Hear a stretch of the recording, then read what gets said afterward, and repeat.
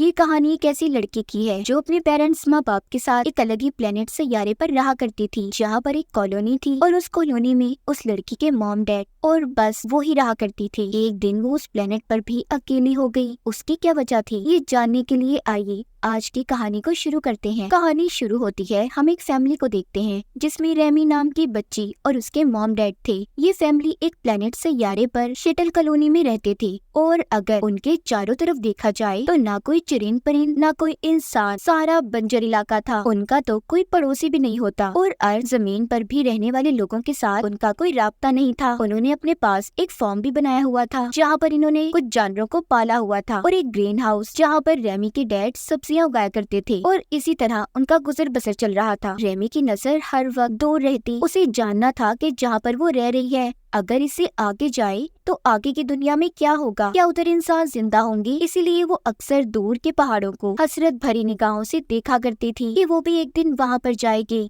मगर उसकी मॉम हर वक्त उसे इन कामों से मना किया करती थी। मगर इस फैमिली को एक उम्मीद थी कि कभी न कभी इस प्लेनेट पर भी अर्थ जमीन की तरह लोग आकर बस जाएंगे। एक दिन रेमी के डैड घर में देर से आते हैं। वो बहुत ज्यादा परेशान लग रहे थे। रेमी भी खड़ी चुपके से मॉम डैड की बातों को सुन लेती है। रेमी के डैड को शक था कि कहीं उनके आसपास अजनबी लोग हैं जो उनके घर में घुसना चाहते हैं। ये बातें रेमी भी सुन लेती है। अब रात को रेमी के डैड उसके पास आते हैं और कहते हैं, बेटी परेशान नहीं हो, ऐसा कुछ नहीं होगा और जो कुछ तुमने सुना डरने की कोई जरूरत नहीं है, मैं सब संभाल लूंगा। मगर रेमी अब भी डरी हुई थी। एक सुबह जब वो जागती है तो खिड़की पर खून से किसी ने लिव लिखा हुआ था कि यहाँ से चले जाओ। ये सब देखकर रेमी के मॉम डैड डर जाते हैं। उसके डैड ने जल्दी से राइफल उठा ली थी और यहाँ वहाँ देखने लगते हैं कि आखिर कौन है जो ये सब कर रहा था। रेमी की मॉम भी उसे लेकर छुप जाती हैं। तभी कुछ देर के बाद रेमी के मॉम डैड को 3 लोगों की आवाजें सुनाई देती हैं जो 6 होने का नाटक कर रहे थे ताकि इन लोगों को लगे कि वो बहुत से लोग हैं, मगर वो किसी को नजर नहीं आ रहे थे। इसलिए रेमी के डैड पागलों की तरह जोर से चिल्लाकर कहते हैं कि जो भी है सामने आ जाए। छोटी रेमी दूर खड़ी छुपी जो ये सब देख रही थी, वो अपने डैड का ऐसा रूप देखकर डर जाती है क्योंकि उसने अपने डैड को ऐसे पहले कभी नहीं देखा था। रेमी के मॉम डैड सारा दिन निगरानी करते हैं कि आखिर कौन है जो उनके घर में आने की कोशिश कर रहा है। उधर रेमी इस बात से परेशान थी कि उसके फार्म के जानवर ठीक है या नहीं, इसीलिए वो अपने मॉम डैड को बताए बगैर चुपके से घर से बाहर निकल जाती है। वो बाहर आकर अपने जानवर को देखकर खुश होती है कि वो अभी तक ठीक था। लेकिन जब उसकी मॉम को पता चलता है कि रेमी घर पर नहीं है, इसलिए वो जल्दी से बाहर आकर रेमी को लेने आती है। जब रेमी अपने घर की तरफ आ रही थी तो उन लोगों ने भी उसे देख लिया था जो इसके घर के पास छुपे हुए थे। वो रेमी को पकड़ना चाहते थे मगर सही वक्त पर रेमी के डैड ने गोली चलाकर एक आदमी को मार दिया था, जबकि उसकी मॉम दूसरे को रोकती है और उसे चाकू से मार देती है और फिर वो रेमी को लेकर अंदर भागती है। बाहर रेमी के डैड आखिरी दुश्मन को भी मार गिराते हैं। गोली उस दुश्मन के पाँव में लगी थी जिस वजह से वो जख्मी हो गया था। अब रेमी के डैड पहाड़ों की तरफ जाते हैं और उसकी मॉम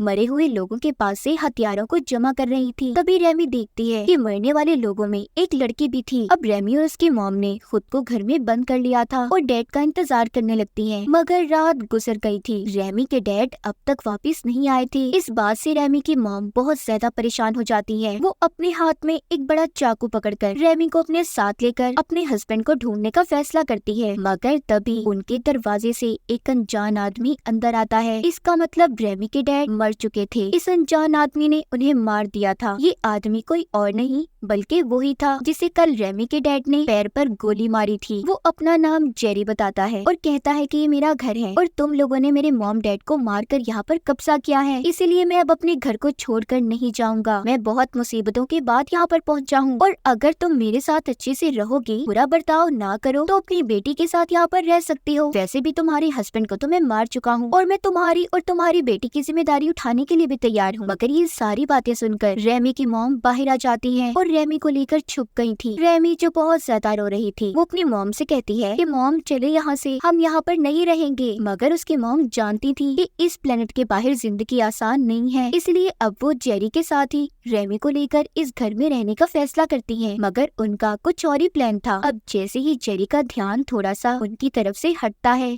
तो रेमी की मॉम मौका पाते ही घर के अंदर घुसकर एक चाकू से जेरी पर हमला कर देती है, मगर उसने रेमी की मॉम को पकड़ लिया था और गन से मारने ही लगता है, मगर नहीं मारता और कहता है मुझे खुद को साबित करने के लिए 30 दिन का वक्त दो, मैं तुम्हें कुछ नहीं कहूँगा। अब रेमी की मॉम जेरी से कहती है मैं तुमसे कुछ नहीं चाहती, बस इतना कर दो, मैं अपने हस्बैंड को उनकी मौत के बाद दफनाना चाहती हूँ। जेरी भी इस बात के लिए तैयार हो गया था और रेमी के डैड के साथ साथ अपने साथियों को भी दफना देता है जो रेमी के डैड ने मारे थे। अब वो और उसकी मॉम एक अनजान आदमी के साथ रहने लगी थी। रेमी बार बार अपनी मॉम से कहती है प्लीज मॉम चले यहाँ से, पर उसकी मॉम जानती थी कि बाहर की दुनिया में इनके लिए जेरी से भी बड़े बड़े खतरे हैं। अब रेमी जेरी पर नजर रखना शुरू करती है। वो देखती है उसके पास बहुत सारे हथियार थे। अब वो उसके जाने के बाद रेमी जेरी के बैग की तलाशी लेती है, जिससे उसे एक मास्क और एक लड़की की तस्वीर मिलती है। ये वही लड़की थी जिसको रेमी की मॉम ने चाकू से इसे बचाने की खातिर मार दिया था। अब रेमी और उसकी मॉम 30 दिन गिनना शुरू करती है। जेरी के वादे के मुताबिक वो उसके साथ रहने लगी थी। जेरी बाहर के सारे काम संभाला करता, जबकि रेमी की मॉम घर के काम किया करती थी। एक दिन रेमी की मॉम अपने स्टोर रूम से एक रोबोट मशीन निकालती है जो एक पालतू जानवर की तरह था। रेमी को एक अच्छा दोस्त मिल गया था, वो बोलता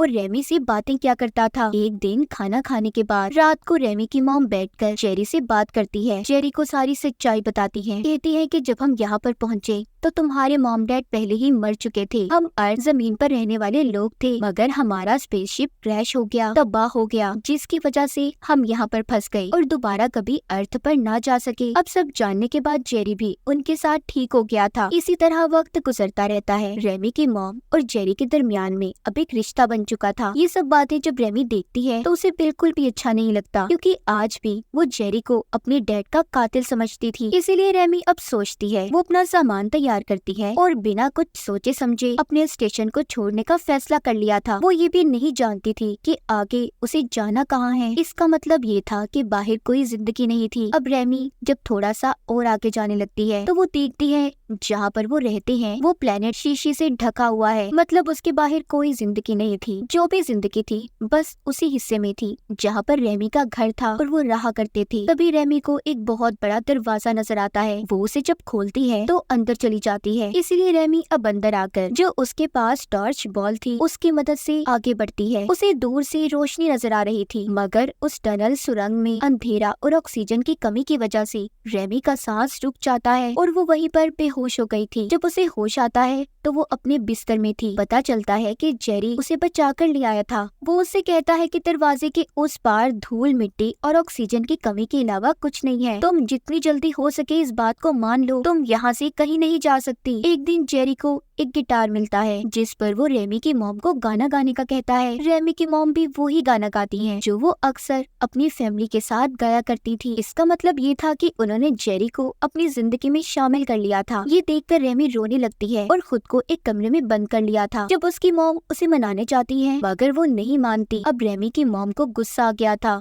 और वो जेरी को मारने के लिए एक गन उठा लेती हैं, क्योंकि वो ये सोच रही थी कि इसकी वजह से उसकी बेटी नाराज हो गई और उसने अपने हस्बैंड को भी खो दिया। जैसे ही वो उस पर गन को चलाने लगती है मगर उसमें कोई गोली नहीं थी, इसलिए अब वो चाकू लेने भागती है। जेरी भी उसके पीछे जाता है। बाहर खड़ी रेमी ये सब देख रही थी। जेरी ने अब रेमी की मॉम को भी मार दिया था। ये देखकर तो रेमी टूट गई थी। अब वही होना था जो इसने कभी सोचा भी नहीं था कि उसे एक अनजान और अपने मॉम डैड के कातिल के साथ जिंदगी गुजारनी थी। इसलिए अब वो उससे बचने के लिए यहाँ से भागती है। जेरी ने उसे पकड़ लिया था और उसे रुकने का कहता है। एक छोटी बच्ची होने की वजह से रेमी के पास कोई रास्ता नहीं था, इसीलिए अब उसे जेरी के साथ ही रहना था। रेमी की मॉम को भी उसी पहाड़ पर दफना दिया जाता है जहाँ पर उसके डैड दफन थे। वक्त ऐसे ही गुजरता रहता है। रेमी अब बड़ी हो चुकी थी और एक खूबसूरत लड़की बन जाती है जो जेरी के साथ रह तो रही थी पर उदास और बिल्कुल चुप। मगर अब उनके आसपास और भी बहुत से जानवर थे, बहुत सी सब्जियां थी। एक दिन जेरी रेमी को